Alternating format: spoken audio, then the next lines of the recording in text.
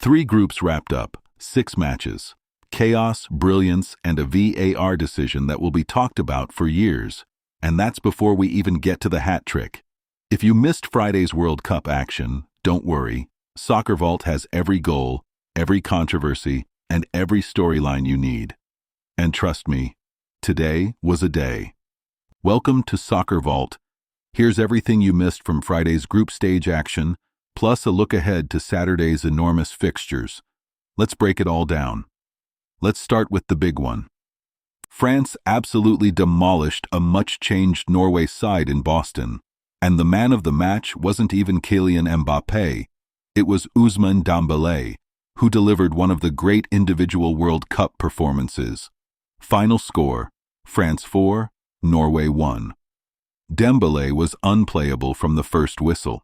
He opened the scoring early, silencing any Norwegian resistance before it even had a chance to build. Then he struck again, a composed finish that showed exactly why he was trusted to start. And then, in what became the defining moment of France's entire group stage campaign, Dembele completed his hat trick before halftime. 3 goals, first half, the second fastest first-half hat trick in World Cup history. And he wasn't even done. It was Mbappé who laid on the third, rolling back to Dembele with a clever dummy that left the Norwegian defense completely flat-footed. Norway did pull one back through Telo Asgard to make it briefly 2-1, and credit to them for keeping fighting. But France were never threatened. A brilliant late strike from Désiré Doué made it 4 in injury time, and the final scoreline flattered Norway if anything. And here's the thing that made this even more jaw-dropping. Erling Haaland didn't even start. Norway's coach, Ståle Solbakken, left the most feared striker on the planet on the bench. Whether that was tactical rotation or something else entirely, we don't know. But France didn't need the motivation. They were already in a different stratosphere. France win Group 1 with 3 wins from 3 games. They are playing with total confidence. They are the team nobody wants to face in the knockouts.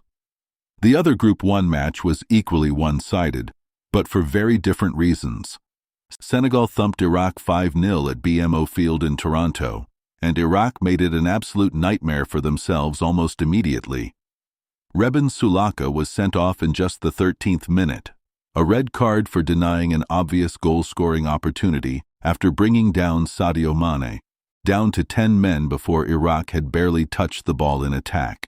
Iraq became only the second team in World Cup history to concede a goal and receive a red card inside the opening 15 minutes of a match.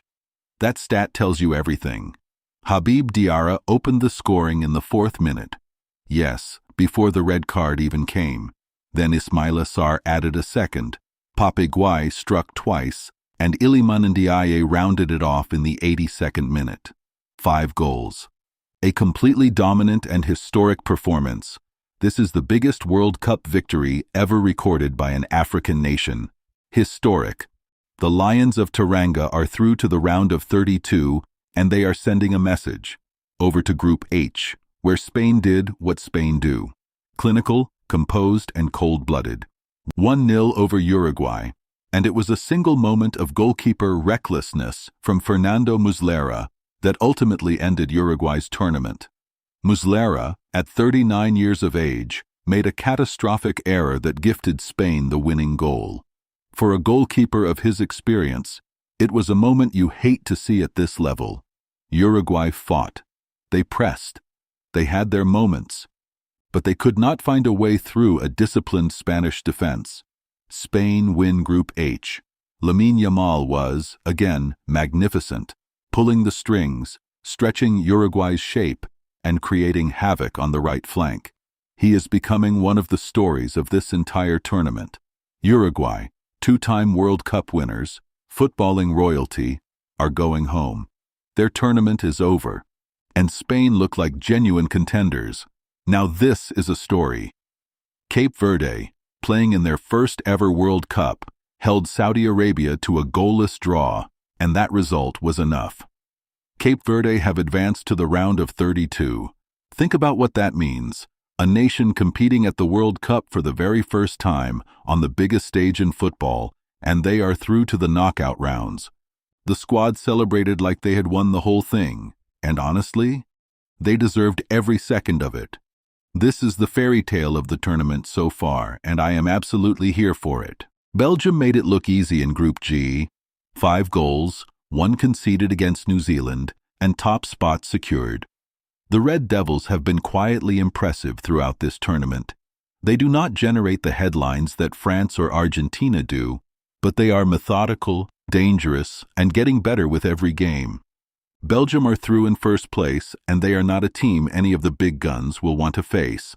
And now, the match everyone is talking about. Egypt versus Iran. 1-1, and a VAR decision in the 93rd minute that changed everything. Mahmoud Saber had put Egypt ahead inside 5 minutes. Ramin Rezaeian leveled for Iran with a composed strike from an angle. And for most of the match, it looked like both sides would share the points and face the consequences of where that left them in the group. Then, at 93 minutes, Iran's Shoja Khalilzadeh scored. The Iranian bench erupted. Fans in the stands were on their feet. Iran thought they had won it. Iran thought they were through to the knockouts. Then VAR stepped in. After a lengthy, agonizing review, the goal was disallowed for offside. Referee Simon Marciniak announced the verdict. Khalilzadeh's foot was behind the last defender, not by a yard, not by a foot, by the width of a sleeve. The VAR graphics showed the margin was literally measured in millimeters. Iran's celebrations turned to devastation in an instant. Egypt advanced. Iran did not. The tournament is over for them, and they will spend the rest of the summer wondering what might have been.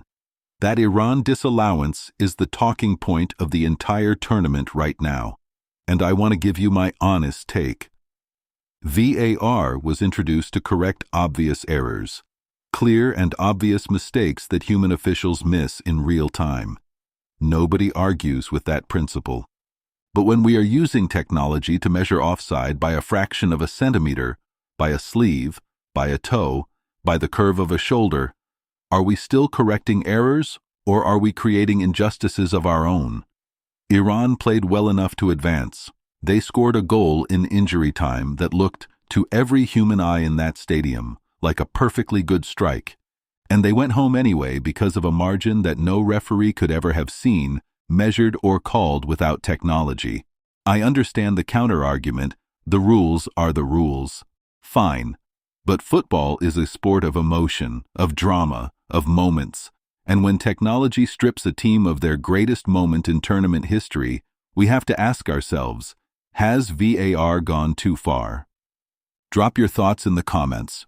I genuinely want to hear where you stand on this. Right.